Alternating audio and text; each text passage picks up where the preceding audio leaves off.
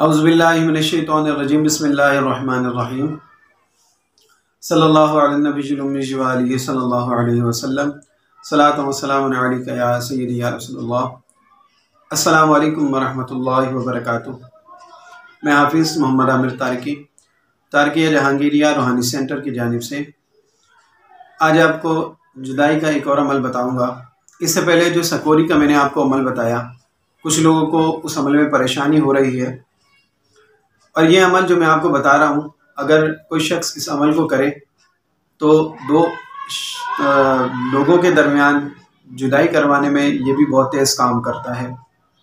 लेकिन जो भी शख्स ये अमल करे तो वो इस बात का ख्याल रखे कि किसी के जायज़ ताल्लुक़ को ख़त्म ना करे, यानी मियाँ बीवी के ताल्लुक़ को कभी ख़त्म ना किया जाए, क्योंकि ये हराम है और जो शख्स इस तरीके से काम करेगा वो ख़ुद गुनाहगार होगा।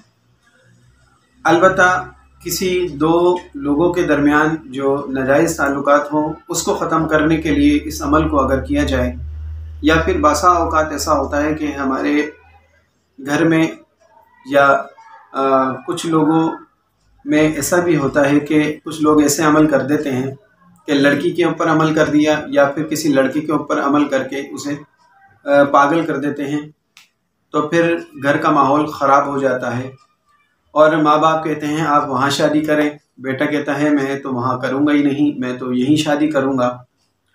तो उस सूरत में आपको सब कुछ नज़र आ रहा होता है कि ये लड़का ठीक नहीं है, ये काम नहीं करता, ये अच्छा नहीं है, तो इससे अगर शादी कर दी जाए तो हमारी बेटी की ज़िंदगी ख़राब हो जाएगी। तो उस सूरत में आप लोग परेशान होते हैं, लेकिन आपके जो घर वाले हैं वो आपकी बात नहीं मानते, यानी आपकी जो बेटी या आपकी जो बहन बेटी है वो आपकी बात नहीं मानती।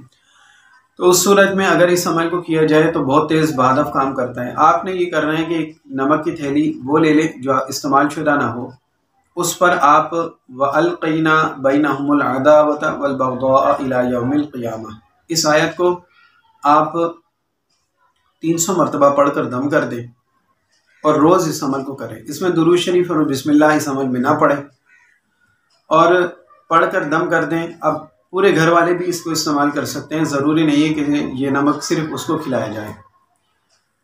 अब इस बात का भी ख्याल रखा जाएगा कि अगर उसके ऊपर अमल किया गया है तो हो सकता है इसकी तादाद ज़्यादा भी हो सकती है, बसा औकात तादाद ये भी होती है। लेकिन अगर किसी शख्स पर ये अमल है तो आप मुझसे व्हाट्सएप पर इसकी तादाद मालूम कर सकते हैं कि हमें किस तादाद से इस अमल को पढ़ना चाहिए, तो मैं इंशाल्लाह आपको इसकी तादाद बता दूंगा। और इस बात का भी ख्याल रखा जाए कि जब ये अमल करें तो इसमें सदका भी देना होगा, सदक़े का भी ख्याल रखा जाए। सदक़े के लिए भी आप मुझसे मालूम कर सकते हैं, ये भी आपको मैं व्हाट्सएप पर बता दूंगा कि आपने क्या सदका देना है। सदका कहीं भी किसी गरीब को आप दे सकते हैं, अपनी मर्ज़ी से जहाँ आपका दिल करे दे सकते हैं। और इस बात का ख्याल रखा जाए कि किसी को पैसे ना दिए जाए, क्योंकि बाज़ औक़ात ऐसा होता है कि हम किसी को पैसे देते हैं तो वो कोई भी उसका गलत इस्तेमाल, मिसाल के तौर पर आपने किसी को सदक़े के 100 रुपये दिए, अब वो उन पैसों से नस्वार इस्तेमाल करे या फिर सिगरेट पीना शुरू कर दे या फिर गुटखा ले ले या कोई भी ऐसी नशावर चीज़ ले ले, तो फिर वो आपका सदका जो है वो समझ लें आपने ज़ाया कर दिया उसको। तो अगर आप किसी शख्स को खाने के लिए कोई चीज़ लेकर दे, राशन वगैरह या इस तरह की चीज़ें लेकर दे देते हैं, तो वो यकीनन वो उसको इस्तेमाल ही करेगा। तो बेहतर यह है कि किसी को अनाज वगैरह लेकर दे दिया जाए ताकि सदक़े का गलत इस्तेमाल ना हो। तो इस तरीके से अगर आप नमक पर दम करते हैं, फिर उसके बाद ये नमक आप घर के बर्तन में डाल दें, फिर उसके ऊपर रोज़ इसी तादाद से अमल पढ़ते रहें। रोज़ पढ़ते रहें तो इंशाअल्लाह आपका जो जायज़ मकसद है, आप जो चाहते हैं कि उनसे जुदाई हो जाए, तो इंशाअल्लाह उस शख्स के साथ आराम से जुदाई हो जाएगी। वीडियो अच्छी लगे इसको लाइक कीजिए, शेयर कीजिए। अस्सलाम वालेकुम व रहमतुल्लाहि व बरकातुहू।